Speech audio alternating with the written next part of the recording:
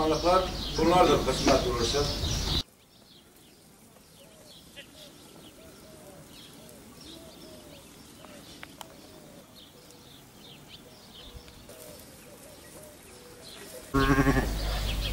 Öyle zamanı yok abinin. 3-5 dakikaysa beklesin.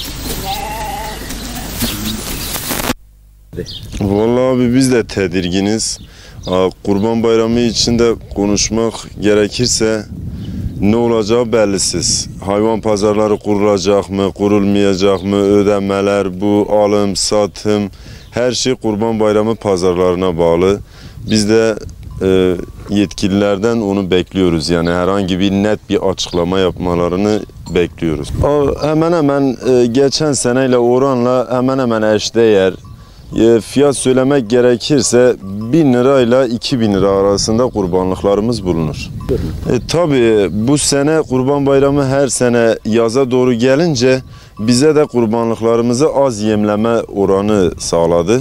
Bu da bizim için iyi bir avantaj olur yani. Evet, şu anda yem fiyatları hayvan oranına göre çok yüksek. O da yani kimi insanı bu hayvancılıktan bezdirme şeyine gelmiş. Bu işi bırakma şeyine gelmiş yani. Fiyatlar 900, 1000, 1200, 3000'e kadar çıkıyor. Malla göre değişiyor. Biraz etkiledi.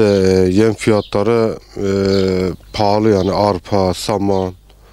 Bunlar biraz yüksek. Abi vallahi etkilenme işte fiyatlara yansır. Şimdi kalkıp da yemi ben samanı 1300'e alırsam, arpayı 1400'e alırsam ister istemez hayvan fiyatları da yükselecek. Diyanet fiyatı açıkladı. Yurt dışı 870 lira, yurt içi de 970 lira. Şimdi Diyanet de böyle yaptığı zaman gel de abi biz bu kadar emek harcıyoruz. İşte samanıdır, işçi parasıdır. Efendime söyleyeyim kesim yerlerini düzgün yapmıyorlar. Pazarımız yok, hayvan pazarı. Yani 10 kişi girdi mi bitiyor işimiz. Yani devletin bu hayvancılık sektörüne bir el atmasını bekleriz. Biz de bu hastalıktan dolayı biz de kararsızız. Ne yapacağımız biz de şaşırmışız. Devlet büyüklerimizden bekliyoruz ki pazar yerleri kurulsun, sosyal mesafe kurulsun. Hijyenik ne gerekiyorsa yapılsın, o şekilde hayvanlarımızı satmayı düşünüyoruz. Yoksa genellikle bütün hayvan kesimi insanları ödemeleri Kurban Bayramı üzerine ticaret yapıyorlar. Eğer Kurban Bayramı da davarımız satılmazsa hepimiz mağdur oluruz yani. Yem pahalı, zayıf mal yani aldığımızda zayıf mal yüksek, beslendi mi tam yüksek para besleniyor. Beslendikten sonra da ucuz fiyata kesiliyor.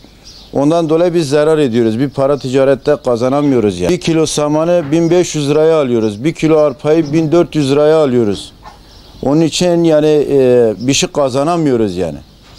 Valla piyasada bir belirsizlik var. Yani eğer 25 milyon canlı satılırsa aşağı yukarı birbirini kurtarır. 25'ten aşağı düşerse de millet zarar eder yani.